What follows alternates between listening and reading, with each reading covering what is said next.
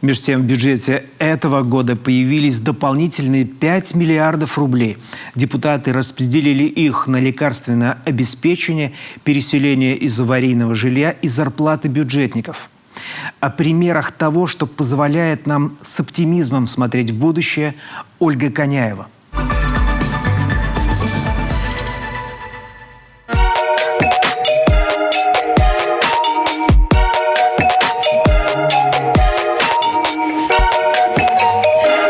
Лактачи появился на свет 3 года назад в стенах издательского дома «Коми». Задумались над продвижением языка предков, в первую очередь среди молодежи республики. Так получился совместный с Сыктывкарской швейной фабрикой проект. За 3 года Лактачи значительно вырос. Все больше цепляющих фраз и на всем, что пригодится. Свитшот, шоперы, ежедневник, расческа. Все с определенным посылом. Все знают Локтачи, Тёла, Мунтатыш, да.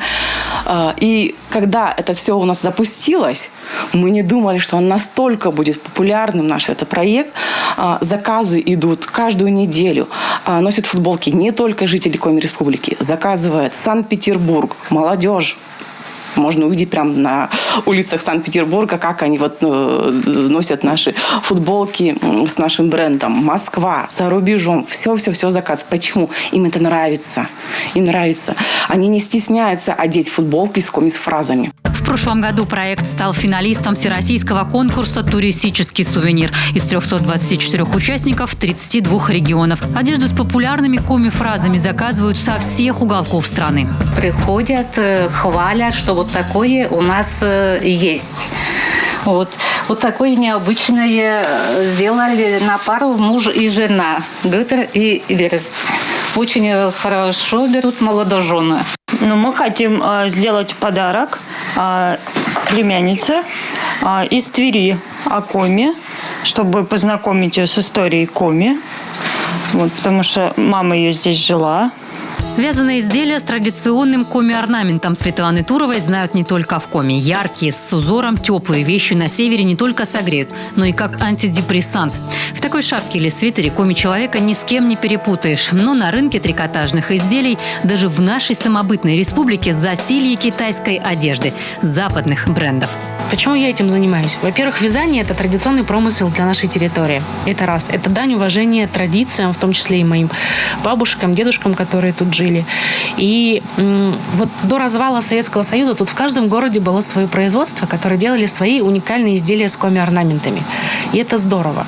И мне кажется, что эту самобытность надо сохранять. Иначе все будем ходить в китайском. Орнамент для наших предков – это особый смысл. И сегодня он не утерян. Из музейного экспоната благодаря производству Светланы Туровой традиционная коми-символика возвращается в повседневную жизнь. Шапки, шарфы, варежки, свитера, подушки. В последние годы ассортимент пополнили и льняные изделия в народном стиле. Основное производство еще 3 года назад располагалось в Эжве.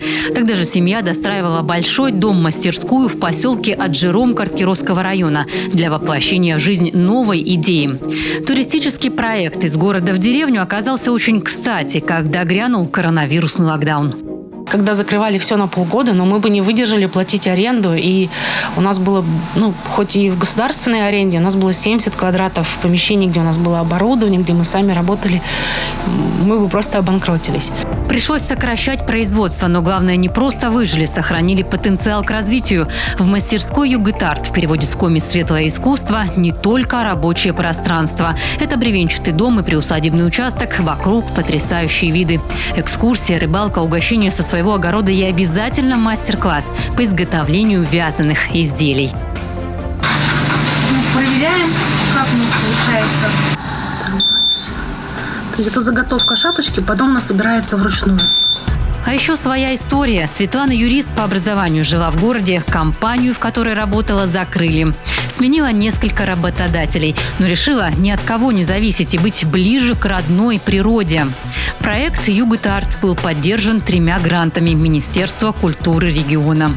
Аутентичность, экологичность и натуральность во всем. Этот девиз не только Светланы Туровой. В селе Лезым Сыктывдинского района у Любови Лысовой своя пасека. Самая крупная в регионе. Работала пчеловодом на предприятии, но решила открыть свое дело. В 2010-м начинала с 30 пчелосемей и скромного статуса «личное подсобное хозяйство». Вот это вот есть расплод, это вот здесь отсюда выходят новые пчелы. Все вокруг в меде. Из каждой ячейки выйдет пчелка. Сегодня это уже крестьянско-фермерское хозяйство. В 5 раз больше крылатых тружениц. Не меньше 3 тонн меда каждый сезон. Готовую продукцию можно купить на любой местной ярмарке. Полезное лакомство. Едва хватает на год, признается пчеловод. Наш северный мед самый полезный. Качество определяется диастазным числом. Чем выше диастазное число, тем качественный мед. У нас на севере диастазное число от 30 до 50. На юге от 4 до 12. Выше не бывает.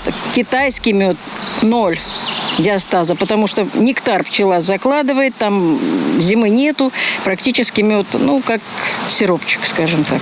Все качество зависит не от нектара, а от ферментов пчелиных. То есть он концентрированный мед наш северный. Как устроена пасека, как пчела несет пыльцу, что такое перга. Посмотреть на процесс производства меда сюда приезжают семьи и экскурсионные группы. Хватает времени и на учеников. Любовь помогает мелким хозяйственникам советам. Ведет их весь сезон. В этом году, например, весна была затяжная и холодная. Первый пчелиный облет был поздним. Поэтому летом пришлось потрудиться. Очень рада, когда новые пчеловоды получают мед. Они безумно рады, когда откачивают, а когда вот действительно натуральнейший мед, когда этому веришь. В общем, это замечательно. Экологически чистые диетические продукты. В Республике Коми своя линейка деликатесов. Завозить их из-за границы нет необходимости. Уже несколько лет в интинском поселке Абис работает цех по переработке и копчению мяса оленя. Вкусное, здоровое производство – дело рук интинки Татьяны Колесниковой. В прошлом она старшина пожарной части. Признается, бизнес на селе давался нелегко. Но благодаря всесторонней поддержке и программе «Народный бюджет» в приспособленном помещении удалось открыть современный цех. Здесь очень большая проблема с отоплением. Отопление было централизованно проведено раньше воздушным путем, а нам надо было его заглубить и абсолютно по-другому все переделать. И тут нам администрация пошла навстречу, и нам, отопление с центральной ветки протянули до нашего здания 100 метров за счет администрации.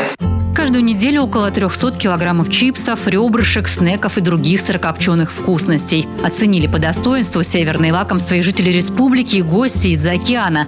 Сейчас сырокопченую оленину из Абизи можно купить в каждом городе республики. В планах выпускать колбасу, освоить рынки Москвы и Санкт-Петербурга. Пока это сложно из-за высокой конкуренции, но благодаря туристическому проекту все удастся, считает Татьяна Колесникова. Наши туристы везут нашу продукцию абийскую по всей России. А в старинном селе Уссыльма единственная на крайнем севере овцеферма. Все поголовье аттестовано по генетическим маркерам. Налажен учет родословных и продуктивности. Местную печорскую овечку выводили десятки лет. В 2000-х генофондное поголовье было под угрозой исчезновения. Российская академия наук на тот момент не финансировала работу опытной станции.